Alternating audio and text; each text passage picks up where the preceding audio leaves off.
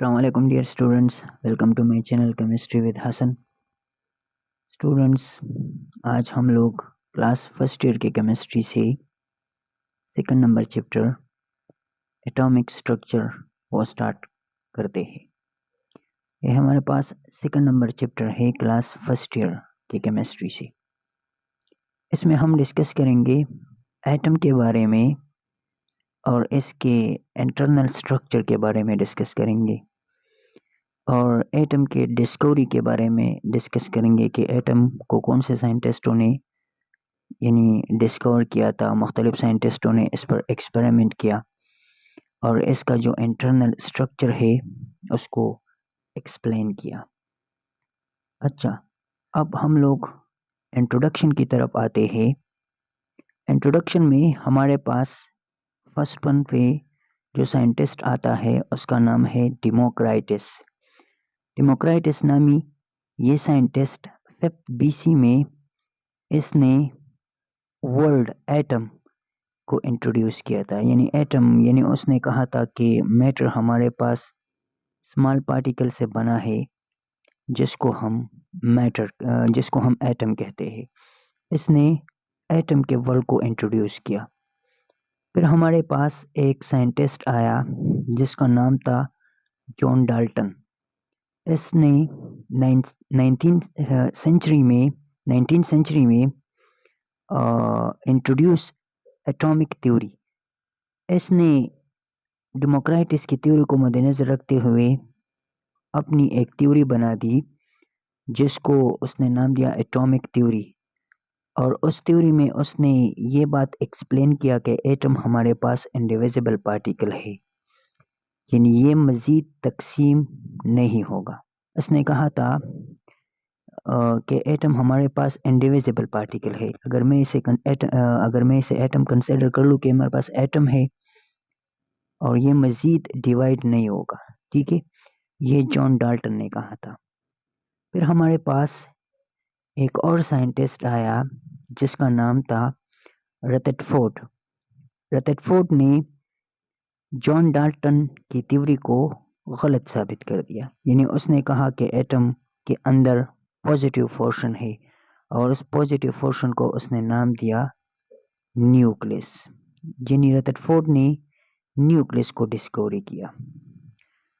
फिर रदरफोर्ड के बाद एक और साइंटिस्ट आया जिसका नाम था नील बोहर। नील बोहर ने एटम के बारे में एडवांस थ्योरी दी और उसने एटम का इंटरनल स्ट्रक्चर को डिफाइन किया। एटम के अंदर जो शेल्स होते हैं और एनर्जी ऑफ इलेक्ट्रॉन, यानी इलेक्ट्रॉन जिस रास्ते में घूम रहे हैं उसको उसने नाम दिया शेल या एनर्जी लेवल या ऑर्बिट।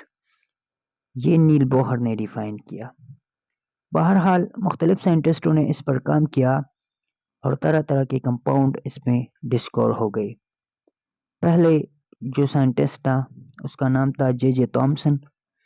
इसने इलेक्ट्रॉन को डिस्कवर किया एटम के अंदर एक एक्सपेरिमेंट के दौरान। फिर गोल्डस्टाइन आया, इसने 1886 में प्रोटॉन को डिस्कवर किया। और फिर हमारे पास जेम्स चैडविक आया 1932 में, इसने न्यूट्रॉन को डिस्कवर किया। इसी तरह मुख्तलिफ साइंटिस्टों ने स्टेप बाय स्टेप मुख्तलिफ पार्टिकल को डिस्कवर किया एटम के अंदर। फर्स्ट वन पे जो साइंटिस्ट आता है यानी डिस्कवरी ऑफ इलेक्ट्रॉन, या इसे हम कहते हैं डिस्चार्ज ट्यूब एक्सपेरिमेंट भी इसे कहते हैं, डिस्कवरी ऑफ इलेक्ट्रॉन भी कहते हैं, या कैथोड रेज डिस्कवरी भी इसे कहते हैं। डिस्चार्ज ट्यूब एक्सपेरिमेंट एक साइंटिस्ट ने करवाया था, उसका नाम था सर विलियम क्रोक। इसने डिस्चार्ज ट्यूब एक्सपेरिमेंट परफॉर्म किया। फिर जे थॉमसन ने इस डिस्चार्ज ट्यूब के जरिए इलेक्ट्रॉन को डिस्कवर किया। फिर गोल्डस्टाइन ने इस एक्सपेरिमेंट को एक और नाम दिया और उसको कैथोड रे डिस्कवरी भी कहते हैं। सो बहरहाल हमारे सिलेबस में first one sir William crook का जो एक्सपेरिमेंट था डिस्चार्ज ट्यूब एक्सपेरिमेंट, पहले ये एक्सप्लेन करते हैं, ठीक है। इस एक्सपेरिमेंट में इस एक्सपेरिमेंट में सर विलियम क्रुक ने एक सिंपल सा ट्यूब लिया और उसके अंदर प्रेशर को रिड्यूस रखा। ओके, तो सर विलियम क्रुक ने एक सिंपल सा ट्यूब लिया और उस ट्यूब के अंदर उसने 2 इलेक्ट्रोड रख दिए। एक इलेक्ट्रोड को उसने बैटरी के पॉजिटिव के टर्मिनल के साथ कनेक्ट किया और उसको उसने नाम दिया एनोड, और एक को बैटरी के नेगेटिव टर्मिनल के साथ कनेक्ट किया और उसको हम कहते हैं कैथोड। इलेक्ट्रोड क्या होते हैं? ये लोहे के रॉड, यानी ये लोहे का बना हुआ होता है और इसमें करंट और हीट इलेक्ट्रिसिटी यानी ये सब कुछ फ्लो करती है, यानी good conductor of heat and electricity. इसके अंदर इस ट्यूब के अंदर उसने एक नलका भी बना दिया और उसको उसने नाम दिया वैक्यूम पंप। ये वैक्यूम पंप, इसका काम क्या है? इसका काम ये है कि ये अंदर के प्रेशर को रिड्यूस करता है, यानी अंदर इस ट्यूब के अंदर जो एयर के मॉलिक्यूल होते हैं उसको बाहर निकालने के लिए ये वैक्यूम पंप का इस्तेमाल हम करते हैं। और वोल्टेज की अगर हम बात करें, वोल्टेज यहाँ पर जो इस्तेमाल हुआ है वो 5000 से 10,000 तक वोल्टेज यहाँ पर इस्तेमाल हुआ है। ठीक है, अब अगर हम एक्सपेरिमेंट को स्टार्ट करें, first one, sir William Crook ने प्रेशर को नॉर्मल रखा। तो जब उसने प्रेशर को नॉर्मल रखा और एक्सपेरिमेंट को स्टार्ट किया, यानी हीट यानी करंट सप्लाई कर दिया, तो यहाँ पर कुछ भी नहीं हुआ। ठीक है, इसके बाद इसने प्रेशर को रिड्यूस कर दिया। किसकी मदद से? इस वैक्यूम पंप की मदद से हवा को बाहर निकाल दिया और अंदर पे जो प्रेशर रखा वो कितना था? 0.1 mmHg।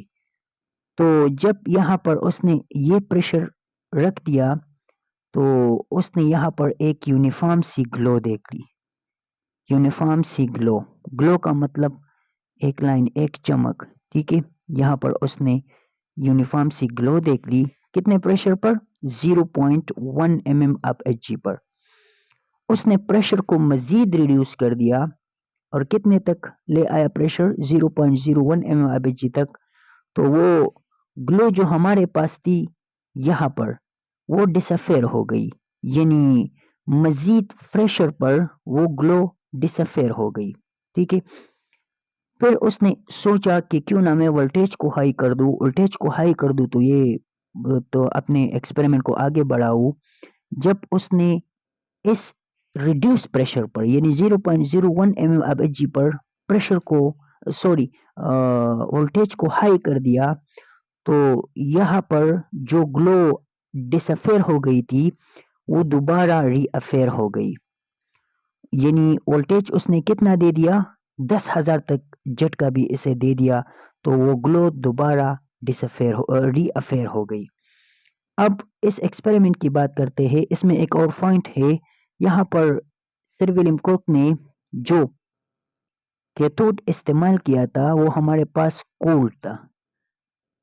ठीक है, अब यहाँ पर कौन सा फिनोमेना हो रहा था? यहाँ पर जो एटम होता था इससे इलेक्ट्रॉन निकलता था। ठीक है, जब इससे इलेक्ट्रॉन निकलता था तो ये प्रोटॉन बच जाता। यह प्रोटॉन इस कैथोड की तरफ स्पीड से आ रहा था। तो जब इस कैथोड के साथ ये स्ट्राइक करता था तो यहाँ से ये इलेक्ट्रॉन निकलता था और वो इलेक्ट्रॉन स्पीड के साथ यहाँ पर एनोड की तरफ आ रहा था, यानी कैथोड से एनोड की तरफ आ रहा था, इसलिए हम इसे कैथोड रे भी कहते हैं। अब सर विलियम क्रुक को कैसे मालूम होता था कि कैथोड से एनोड की तरफ कुछ पार्टिकल आ रहे हैं? यहाँ पर उसने एक रखा था फ्लोरेसेंट स्क्रीन। फ्लोरेसेंट स्क्रीन क्या होता है? ये एक फ्लैट होता है जिससे ये पार्टिकल टकराने के बाद यहाँ पर चमक प्रोड्यूस होता था। ठीक है, तो इस चमक की वजह से उसने ये सोचा कि कुछ पार्टिकल कैथोड से एनोड की तरफ आ रहे हैं। ठीक है, अब हम नेक्स्ट वीडियो में इस पार्टिकल के जो करेक्टरिस्टिक है यानी जो प्रॉपर्टी है उसको डिस्कस करेंगे। ठीक है, सो थैंक यू।